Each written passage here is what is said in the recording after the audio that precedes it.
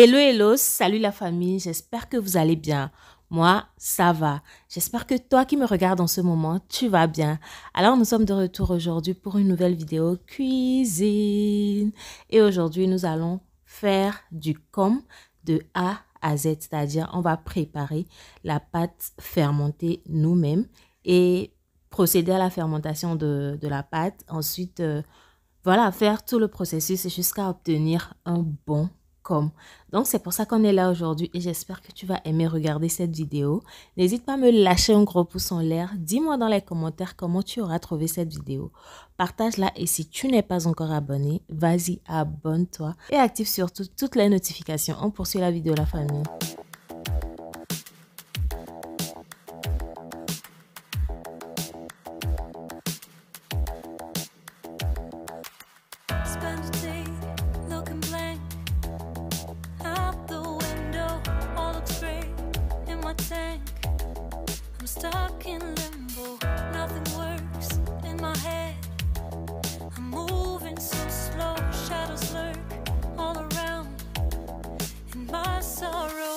Alors, comme vous avez pu le voir, j'ai fait le mélange des deux types de farine, la blanche et la jaune. Et pour la quantité d'eau, pour faire ce mélange, parce que chaque paquet de ces farines faisait 1 kg, donc 2 kg au total, j'ai utilisé ce bol que je venais de vous montrer. J'ai utilisé 3 bols d'eau, on va dire, oui.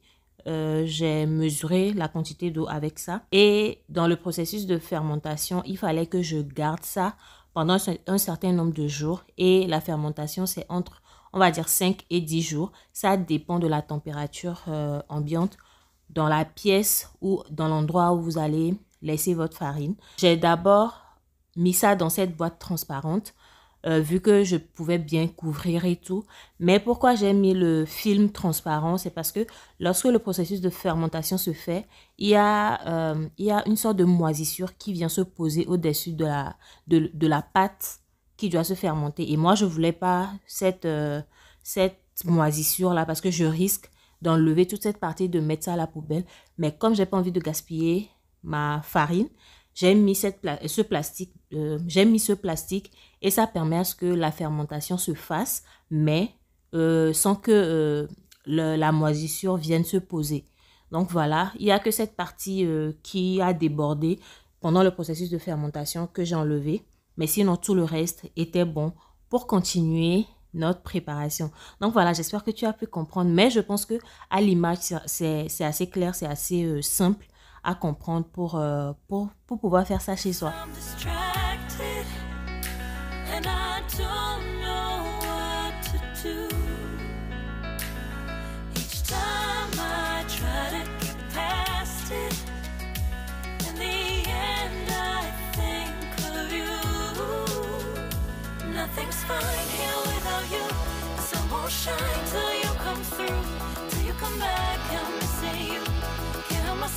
I'm missing you.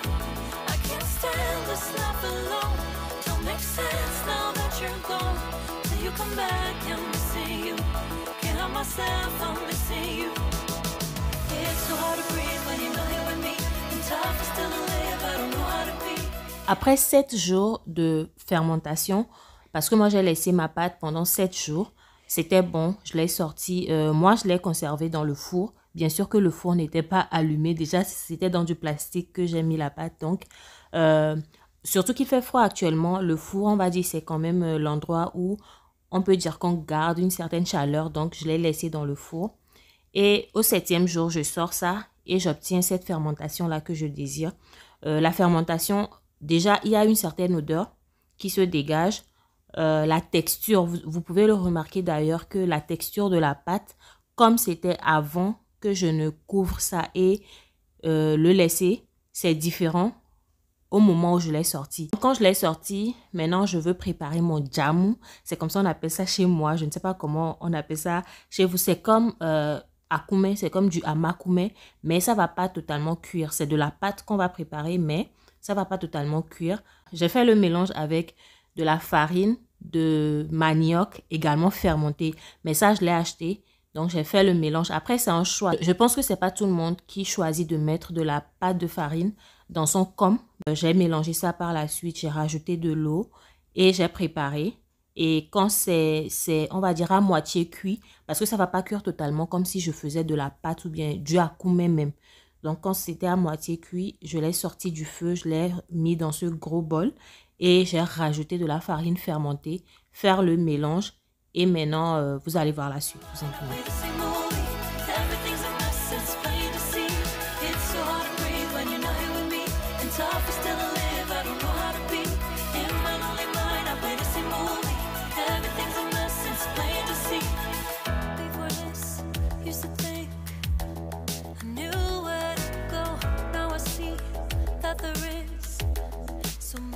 I don't know. I lost count. I'm a sense of direction. I am fighting against my own emotion. Can't focus. I'm distracted, and I don't know what to do. Each time I try to get past it, in the end I think of you. Nothing's fine here without you. The sun won't shine till you come through. Till you come back, I'm missing you. Can't help myself, I'm missing you. I can't stand this life alone. Don't make sense now that you're gone. Till you come back, I'm missing you. Can't help myself, I'm missing you. You just take up all the space in my mind. Juste ici, c'est de la peau de maïs que j'avais avec moi depuis. Je l'ai ramené de Lomé. Donc, ça, c'est ce que moi, j'utilise. Et c'est dans ça qu'on a l'habitude de mettre le com. Après, si vous n'avez pas ça, normalement, vous pouvez en trouver dans des magasins africains. Mais si vous n'en avez pas, ben, vous allez devoir mettre vos boules dans un plastique. Bien que avec le plastique qui doit aller au feu, ça peut être nuisible à la santé. Donc, c'est préférable d'utiliser la peau de maïs. Donc, moi, j'utilise la peau de maïs. Là, je les nettoie, je l'ai bien lavé. Et je vais maintenant continuer avec la préparation des boules. Je vais juste, parce que j'ai mis la pâte là de côté pour que ça puisse refroidir. Et là, je vais essayer de faire un mélange homogène, formé des boules selon la consistance que je veux. Et faire l'emballage dans les pots de maïs.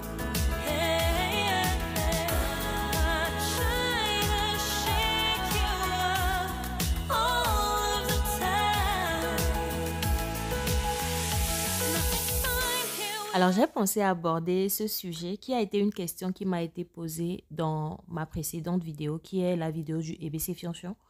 La question portait sur les quantités des ingrédients que j'utilise, surtout pour une personne qui peut-être n'est pas une habituée de la cuisine, donc à vue d'œil ne peut pas savoir directement quelle quantité serait adaptée à tel ou tel plat.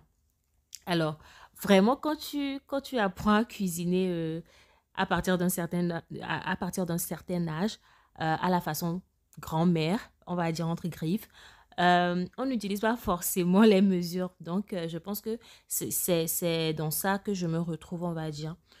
Donc, ce que je vais préconiser, ça, c'est ce que moi, je pense, ça pourrait aider parce que même moi, ça m'a aidé dans certaines choses.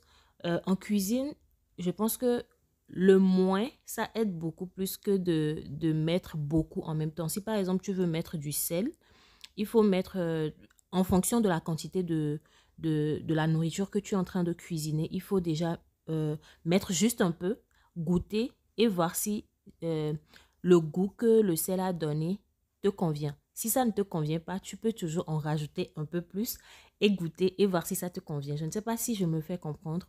Donc, si c'est par exemple les épices que tu veux ajouter, au lieu de vouloir ajouter une quantité que peut-être, je ne sais pas, une forte quantité, déjà tu rajoutes un peu parce que même avec les épices, si tu ne sais pas les concorder, ça peut déborder. Du coup, ça donne un goût autre que le goût auquel toi tu veux parvenir.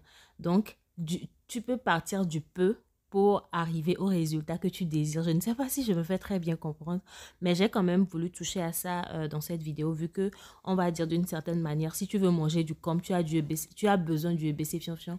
Donc, si jamais tu tombes sur cette vidéo en premier, bah, n'hésite pas également à aller regarder la vidéo du EBC Fion. Si tu te poses également cette question-là, je pense que partir du peu pour aller à la quantité que toi-même tu désires, ça pourrait aider. Personnellement, c'est ce que je pense. Après, c'est pas pour dire que je ne peux pas aller avec les quantités, mais en même temps, il faut comprendre aussi que la quantité de nourriture que moi je prépare, c'est pas forcément cette quantité-là que toi tu veux préparer. Donc, même si moi je mets une certaine quantité pour ce que je suis en train de cuisiner et que c'est pas la même quantité que toi tu veux cuisiner, alors il peut y avoir, je ne sais pas, ça peut ne pas concorder avec nous tous. Donc, je pense que déjà avec la méthode d'aller du peu à beaucoup, c'est un peu plus, on peut plus s'adapter avec ça. Donc voilà, je ne sais pas si je me suis fait comprendre, mais si une personne pense qu'elle peut mieux expliquer, bah, n'hésite pas à nous dire également dans les commentaires. Je serais très ravie de lire comment toi tu sauras expliquer ça.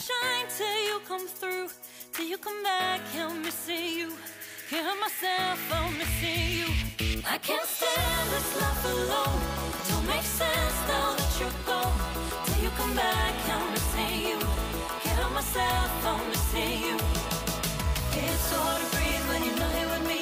And tough is still the living. Alors, on revient à notre com.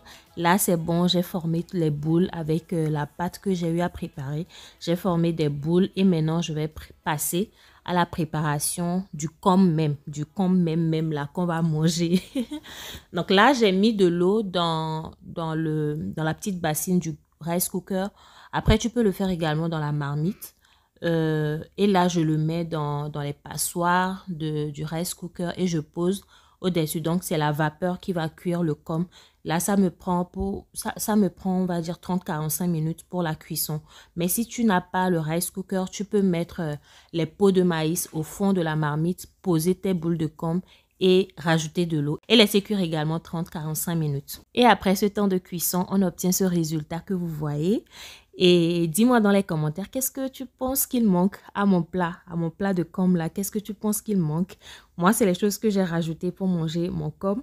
Donc voilà, j'espère que vous avez aimé regarder cette vidéo du début à la fin. N'hésite pas à lâcher le pouce en l'air avant de partir, bien sûr. Dis-moi quelque chose là-bas dans les commentaires, je veux te lire. N'hésite pas également à partager cette vidéo. Abonne-toi si ce n'est pas encore fait. On se voit à la prochaine vidéo. Je vous fais plein de bisous. Bye!